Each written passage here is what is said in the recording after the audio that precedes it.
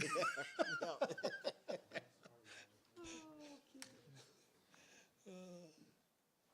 is going on out there? There's a bunch of little kiddies. Little kids. Huh. Is she coming? Last I heard. We're right on the dot.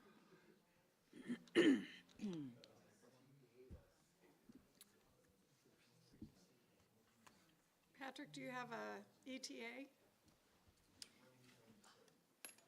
She's going to join remotely. She's joining remotely. Oh, she is? Yeah. Okay. So it's just us. Just the locals.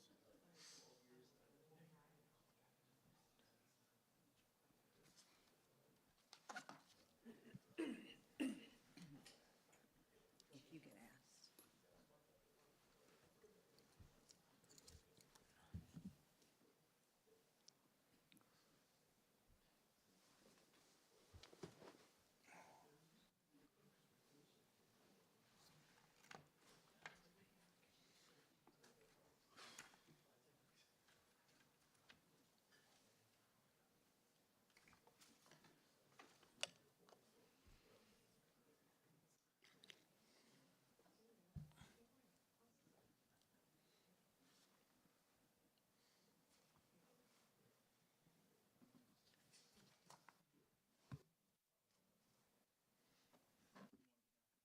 There she is. Hey, good morning, everyone.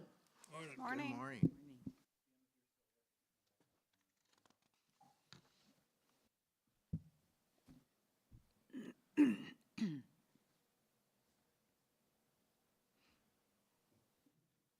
There we go. I had to work through getting promoted to a panelist instead of just as an attendee.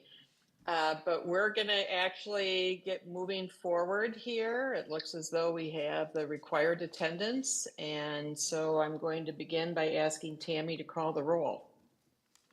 Good morning, thank you. For roll call, Campbell? Jim Campbell, Present. thank you. Mayor Norton, Present. Schubring, Present. Tyne, Here. Williams. Paul, you're You're, muted. you're on mute, but we see you. Yes, I am here.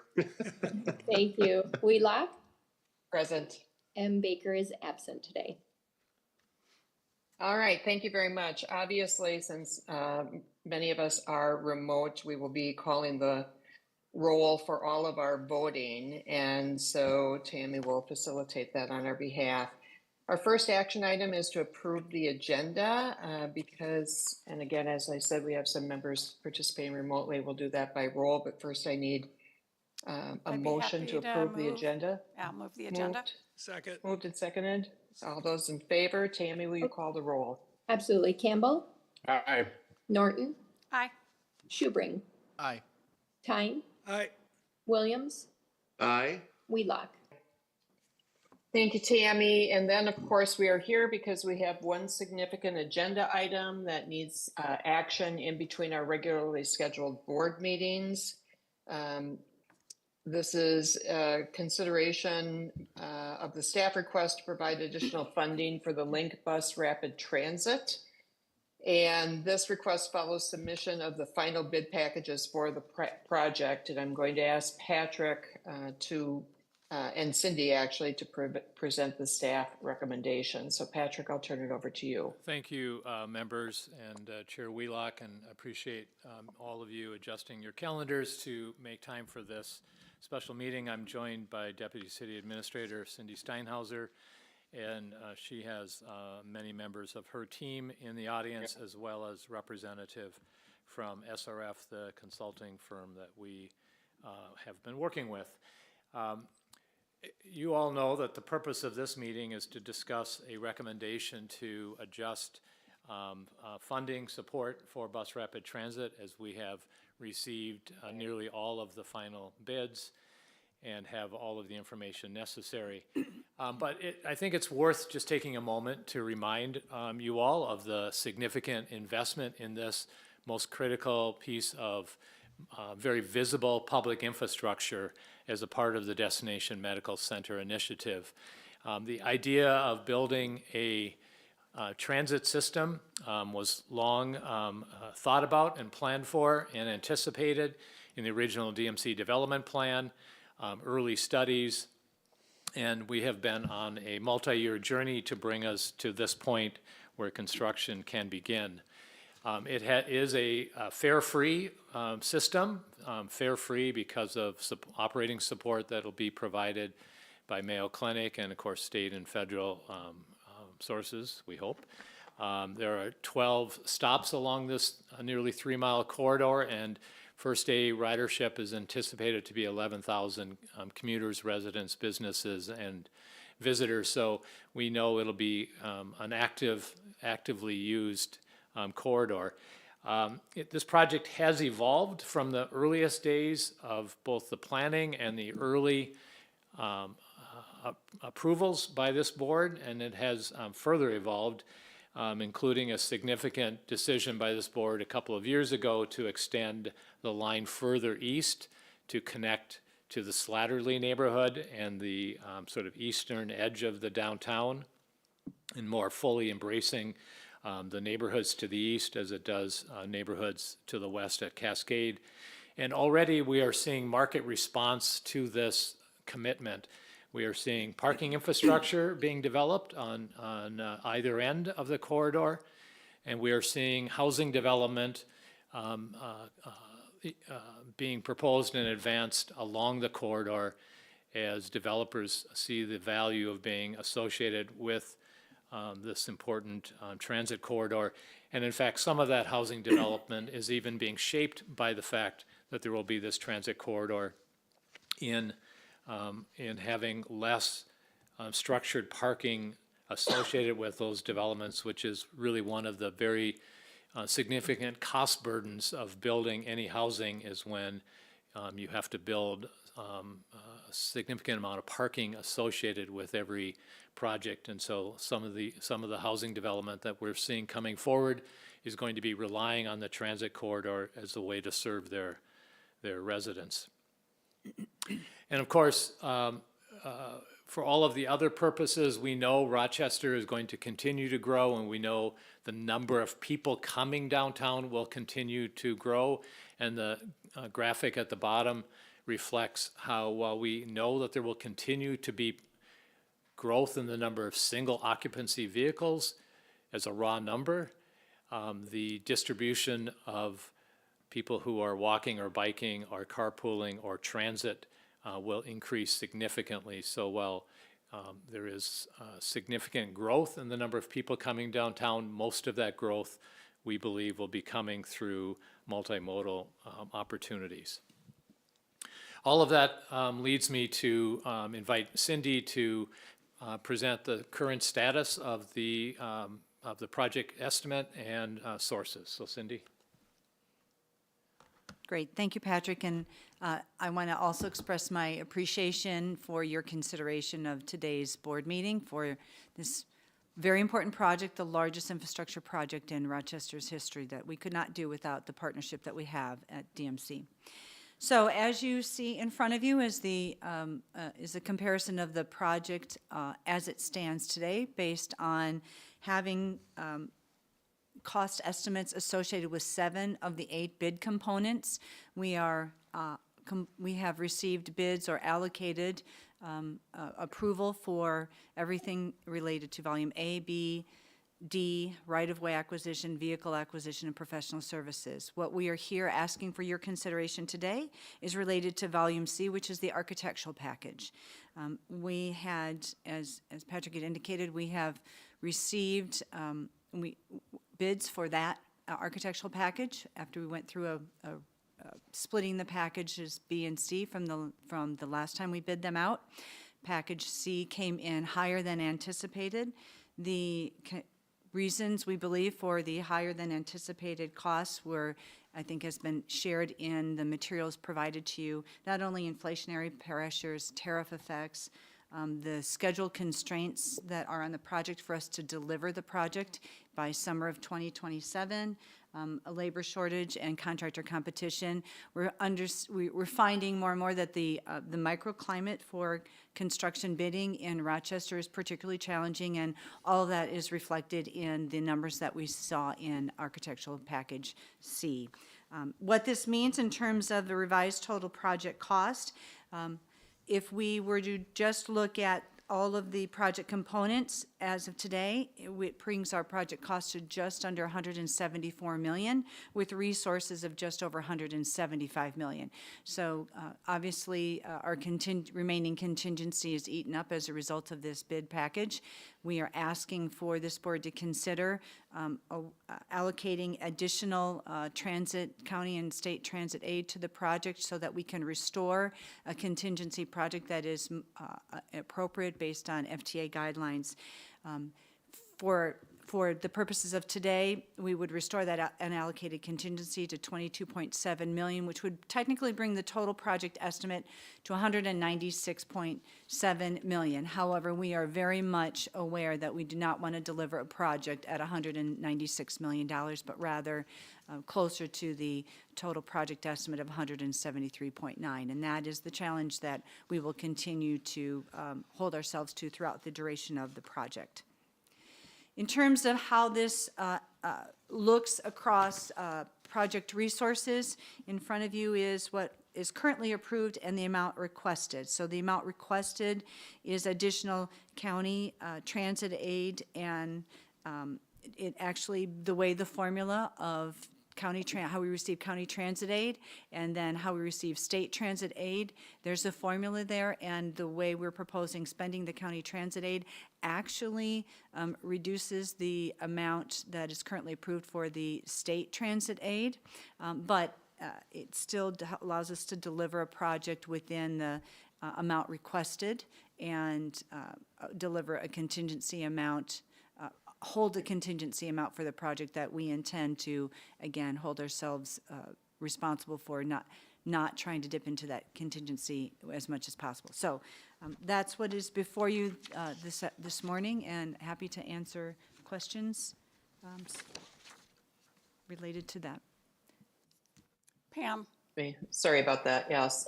Thank you, Patrick and Cindy. I think maybe I'll ask Tammy just to clarify in the resolution what is actually being authorized in the resolution. I believe we have to both release the contingency and restore the contingency, but can you walk us through what is specifically provided for in the resolution? Yes, happy to. So we're doing a couple of things in the resolution. We are authorizing funding as an unallocated contingency in order to meet the FTA requirements. And then we are also establishing what are considered some kind of emergency guidelines that will guide city staff and others as we proceed if there's an emergency need to access that contingency funding. Thank you. And I want to open it up to any questions from the members. And for some reason, I can't see the members in the room on my screen, but I see that Paul has his hands up, and maybe I just need to... The mayor also has a question. Okay, all right. I'll try to adjust my screen setting too. So Paul, why don't we start with you? Great, thanks. It all makes sense, supportive of the project. Just in terms of the other, I see in the listing of the different costs, the A, B, C, D are all actual. So my real question is, are all of our bids now firm? And are we kind of locked down on those project costs? And I'm just wondering, are there any surprises, kind of lurking around a corner in terms of potential increased costs? Or do we feel like we've got the actual number here? Yes, thank you for the question. All of the bid packages, with the exception of one, are locked in. The remaining packages is for the West Transit Village restroom project. That is the lowest estimated bid package. Right now, we're estimating that at 2.5. That is a very typical bid package. We we believe that that will come in, that is an accurate number. It's not unlike what we experienced with Volume A, West Transit Village, which actually came in under projected. So that is the only remaining bid package, and that will be bid out in early 2026. That's great. And then I have a second question that I'd like to ask just about kind of timing. So I'll defer to the mayor for her question. Yes, and I'm just going to make it a quick aside to Cody. I think when I look at my screen there, yeah, we have to switch away from whatever is on the screen back to be able to see my member colleagues. Thank you for that. Member Norton? I'm going to defer to Council President Schubring. Member Schubring? Thank you, Madam Chair. Thank you, Mayor. I just wanted to let the committee know that the Rochester City Council did discuss this bid package at length at our meeting yesterday. We did support it unanimously. And I'm going to ask Ms. Steinhauser the question that I asked last night, which is, can you talk a little bit more in depth about our guidelines around contingency and how it can be used, and also the touch points that you will have with the DMCC board? Yes, thank you for the question. So I will attempt to answer as well as Mr. Sampson Brown did last night, but probably not as well as he did. So we want to put some real guardrails around the use of contingency. We don't see it as a slush fund, if you will, for this project. And so what's before you today is the consideration of the use of contingency only in an emergency situation. And we can give examples. For example, we encounter soils or something unanticipated when we're digging, for example, for the tunnel, and we would need authorization to use some additional dollars. So that's an emergency situation. We do also, not for today, but for a future board meeting, want to bring back recommendations on some additional contingency criteria associated with optimization and efficiency. If we intend to do value engineering throughout this project, we've already identified opportunities for maybe material substitution that could result in not a lesser project, but just a less expensive component of the project. So through value engineering, if there are some efficiencies that can be made, we intend to do that. But other contingency criteria is around optimization. If it makes sense while we're in the ground doing something to add a component, we would ask for authorization associated with that. And there's a third criteria, I think it's around innovation. And so, again, thinking about what that would look like, and then business forward, that is the other criteria. How do we make sure that at the end of this project, we have strong businesses still in place along the corridor? And so as we spend the next year and a half doing this project, thinking about business forward as a strategy. So those are the contingency components. We will be monitoring. We monitor this budget every single month, actually more often than that. But we will look at contingency every single month. We will provide you a quarterly contingency report, both to the City Council and to the DMC board. Thank you. And let me just jump in on that, because you touched on an issue that I had wanted to ask about, but let me just add that I think we'd like to see a quarterly report on the overall budget, not just relative to the contingency. So progress on the budget, what's been fully expended, what's been obligated, et cetera, et cetera. We don't want to wait to find out that there's going to be some emergency need for additional contingency. We want to monitor the progress on the approved budget for the entire project as we go forward. But you had touched on the value engineering. I know that this has been, relatively speaking, a short time frame between understanding the adequacy of the previously approved budget and the needs given the marketplace and what the bids are showing now. But can you summarize for us what value engineering work has occurred and articulate in a little greater detail what the process and schedule might be for looking at value engineering as we move forward, particularly after the contracts have been awarded? Do you have some flexibility to Have you built in some ad alts into the contract that require approval, or how do you intend to manage the value engineering after the contracts have been signed? Sure, thank you for the question. I will answer, and I may also have to lean into my colleagues here in SRF to provide some additional clarification. So first, let me also say understood, and we will absolutely provide you updates on the project in its entirety. Following the February opening of bid packages B and C, where they were combined package, and we made the decision to unbundle them, and it was good in the regard that we were able to get a lesser amount for a competitive amount for volume B, which is a civil package. We then underwent a very intense one-day exercise around value engineering for architectural package C, looking at the materials.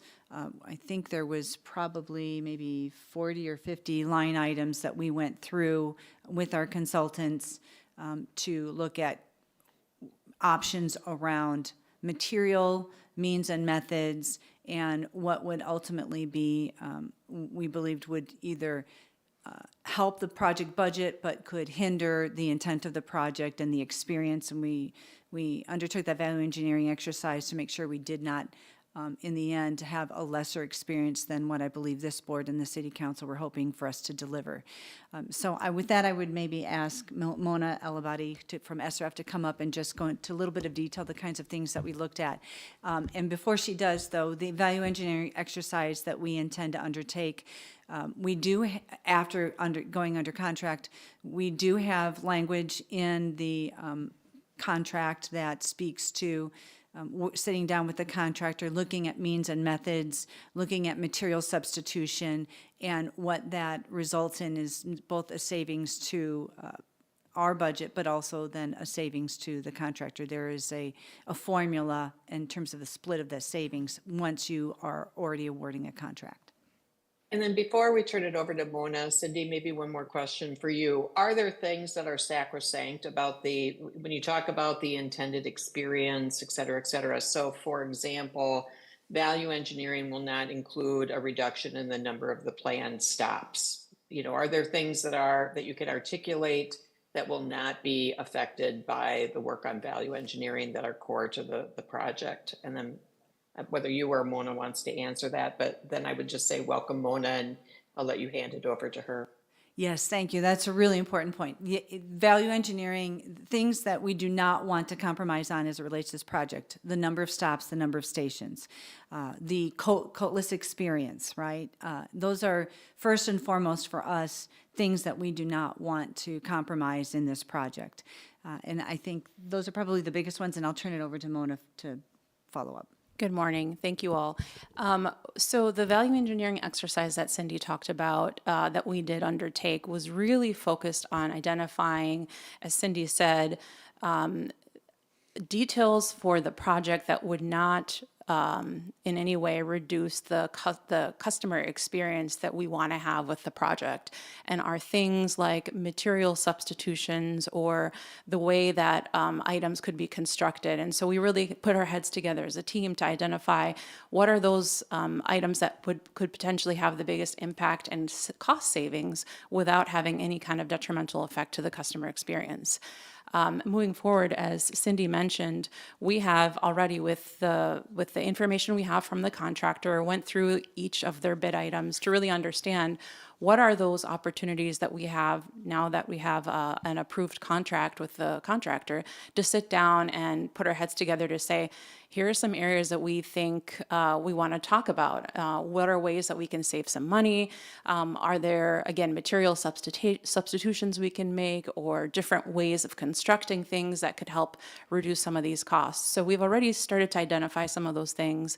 Materials, there's some landscaping items, and now that we have a contract awarded to them, we'll have the opportunity to really sit down and get into the details with them, and identify even more opportunities, we hope. Member Tyne. Can we go to the slide that shows the source of funds? Okay, so obviously the biggest source of funds is DMC County Transit Aid. Can we elaborate into what the source is? Where does the county get that money, and how does it go to you? Great. Thank you. So the transit aid sources, both county and state transit aid, together total, not in this project, but together, that DMC can direct is 117 million, 46 of which is county transit aid and 60, I'm doing math on the fly here, but so whatever that, 66 million, I believe, is state transit aid. And the county transit aid is generated through wheelage tax that the county, Wheelage tax or sales tax? wheelage tax from the county. Okay. And there's a formula against which how we're able to access and draw down that. And then that formula applies to the availability of the state transit aid. And so the reason, just to restate what Cindy said, the city, in doing their analysis, said we would be better off drawing down the county transit aid at this pace. It will ultimately free up more, the entirety of the state transit aid. Okay, so this is wheelage tax that the county has already pledged for DMC. That's right. And basically, we're taking all of it, and then if as future projects come, you won't be coming back to the county for additional funds beyond. That's correct. Okay. That's correct. Well, I think it's a good clarification that the only thing that is changing in terms of the funding sources for this project is the current now allocation of the previously approved contingency in order to award the contracts, and then the replenishment of the contingency with DMC funds for the project. But that's an important clarification. That's the only funding source that's changing, assuming that everything else remains status quo. But Member Campbell? Before I stand corrected, my right-hand person, Cody Pogels, confirmed that it is in fact sales tax. That's what I thought. I apologize for that. I apologize for that. I think I am accurate in saying the 46.4 million is the total amount the county has pledged. All right, so well, if I could continue on, Chair Wheelock. So Member Time?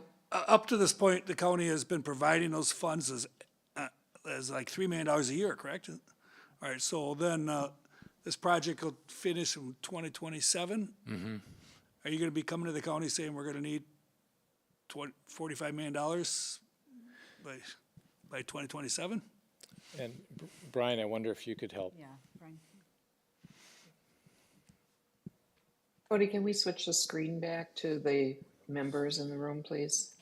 Across multiple years. So Member Tyne is really asking a question about how we're managing the cash flow of the finances of the project, given the pace at which both county transit aid is received by the city and state transit aid is received by the city. Right, and I don't have my information in front of me, so I apologize for that, but you are correct. We do get a check from the county for $3 million on an annual basis, and then we do the formula, and then we receive our funds from the state as well, too. So being we don't have all the money from the county, obviously, because we're only getting $3 million, so we will have to upfront some costs, so the city side will take care of that. So we will be getting back paid for part of the project. I'm having a really tough time here, and I'm sorry. Oh, I'm sorry. Can you repeat that? Yeah, so we do get the $3 million from the county, as you stated too, and then so we work that into the formula, and then we have to apply on an annual basis, and we get the state funds as well.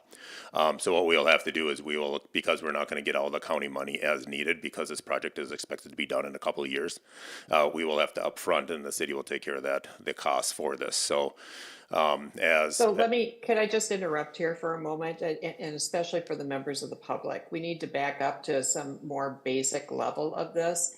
I'm guessing that the state aid is only available based on the rate of spending for the county aid. So the county aid needs to lead, and because there is a schedule that the county aid is going to be released and available, someone else on the county's behalf, and in this case the city, will upfront that expenditure to be reimbursed over time by the county, but then that will allow the state aid to be released for this project. Is that correct? That is correct. Yes, and Okay. Chair Wheelock, if I might jump in, so to even use more basic terminology, Cindy terminology, the project is complete in 2027. We will draw down on county aid, transit aid through, I believe, 2029. So that is the carrying cost that Brian referred to. It unleashes the state transit aid, which we will draw down state transit aid also through 2029, I believe, are the years. Okay, I think I understand this now. Thank you. Thank you, Member Time, for asking that probing question, which clarifies this better for all of us. So thank you. Member Campbell. Well, I have a related question, and I'm looking at page 7 of Exhibit A, which refers to a budget, and then I'm trying to compare that to page 4 of the deck, which shows this substantial increase in the architectural package. My question, in looking at page 7 of Exhibit A, it shows that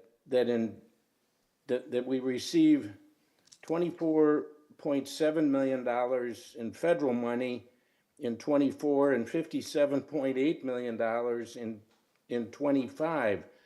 And I'm trying to relate, and I guess I have two questions. One, can someone describe the comparison of these two charts? And then related question is the federal money fully committed to this project, or is there still a question of whether that money is forthcoming? Sure, thank you, Member Campbell. So let me answer the last question first. The money is coming. We are under contract with FTA. We have already drawn down. So this funding is not at risk, unlike other federal funding that has impacted cities. So we have actually already started drawing down. And then to your question about what is shown in the on page 7 of the report.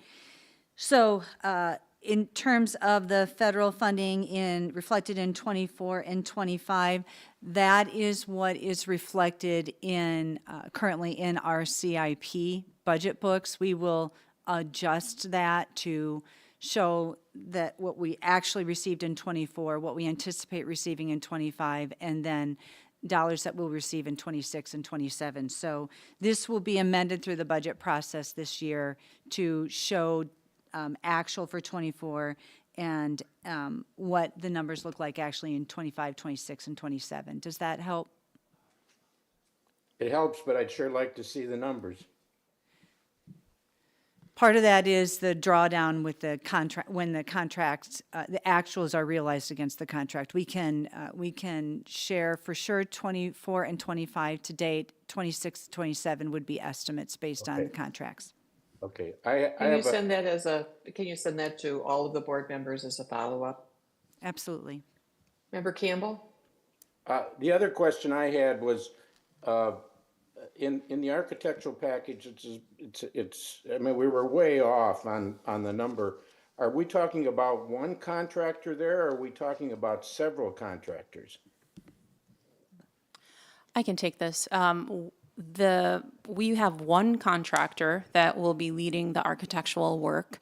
They have subcontractors that are part of their contract team. And I'll just note that we did only receive one bid as part of this when we went out for bids, which does play into the pricing, we believe. Okay.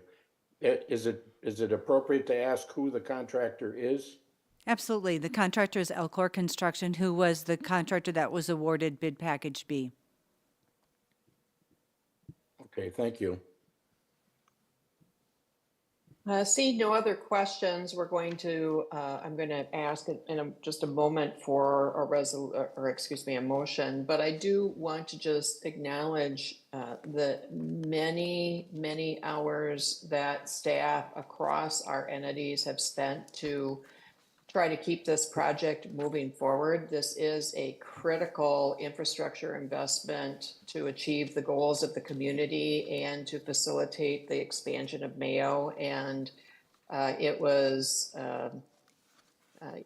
unexpected and disruptive event to get those initial bids in, and I frankly am thrilled that we're actually back here as quickly as we can with a strategy to keep this project moving forward and not delay it any further. Of course, we would love to see it come in at our original budget, but I know that we have confidence in the staff that are managing this project to keep this tight as we go forward and to, in a timely and complete fashion, make sure that we're all up to speed in the event that we come to a position where we need to release some of the newly or soon to be newly authorized contingency funds, I expect. So thank you for all your hard work on this, and we will look forward to keeping abreast of this and being able to effectively and in a timely fashion adjust as circumstances may arise. But this is unanticipated, but I'm pleased that we haven't lost more time on the schedule. So with that, I'll ask for a motion on the resolution before us. Member Schubring moves. Is there a second? Second. Member Williams seconds. Any further discussion? Seeing none, I'll ask Tammy to call the roll. Campbell, Aye. Norton, Aye. Schubring, Aye. Tyne, Aye. Williams, Aye. and Wheelock. Aye. That completes the business agenda for this meeting. Is there a motion to adjourn? So moved. Second. Moved and seconded. Tammy, would you please call the roll? Campbell, Aye. Norton, Aye. Schubring, Aye. Tyne, Aye. Williams, Aye. and Wheelock. Aye. Thank you, everyone, for making this, the accommodations to your schedule to make this special meeting, and we'll look forward to seeing you again soon in person. Thank you. Thank care. you. Thank you. Meeting's adjourned.